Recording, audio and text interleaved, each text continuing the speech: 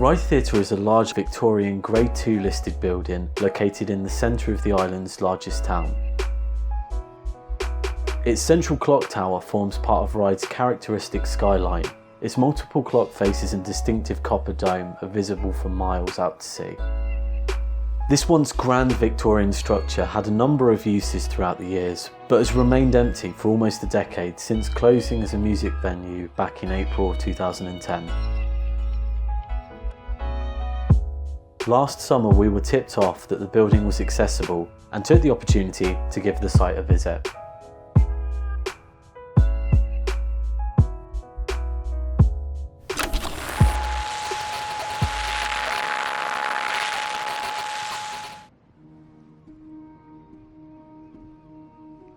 The building was designed by London architect James Sanderson, and it was constructed as part of a redevelopment of the town centre in Ryde.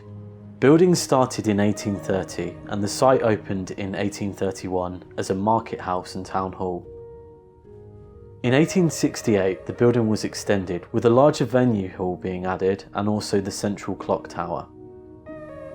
As a town hall, it was extensively used for musical entertainment and concerts, and the building contains a historic organ installed in 1897 to commemorate Queen Victoria's Diamond Jubilee. On the 6th of June 1933, a fire broke out which caused extensive damage to most of the building.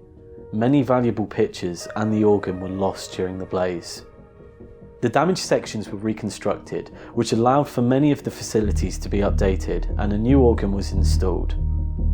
The halls were officially reopened by the Mayor on the 1st of June 1934. In 1990, alterations were carried out to convert the upper floors of the building into a theatre, with the capacity to hold up to 500 people. This opened in March of 1991 as Ryde Theatre. The site was also briefly used as a cinema, although the cinema closed after only 8 weeks into a 13-week trial, due to a lack of attendance. In July 2007, the council started to consider closing the site as it was in need of renovation. In 2009, the estimated cost to refurbish the theatre would be £1.8 million. The Cabinet decided that the council should seek proposals from community groups and commercial operators for the redevelopment and management of the site. The property was advertised for sale on April 2009 and an offer of £390,000 was accepted by the council from Platform One, a local music college, who were interested in keeping the site open as a theatre and music venue. Unfortunately, this period coincided with the economic downturn, and Platform One struggled to secure its anticipated funding, and the purchase was withdrawn in March of 2011. By this point, the site had been closed since April of the previous year. The property was re-advertised for sale in October of 2011, and this time the sale was on an unrestricted basis. A company called Phantom Productions purchased the property from the council in early 2013 for an estimated $300,000. The organisation was rumoured to be affiliated with the Isle of Wights festival organisers and aimed to reopen the site as a music venue, but this failed to happen, and to date the site has remained closed.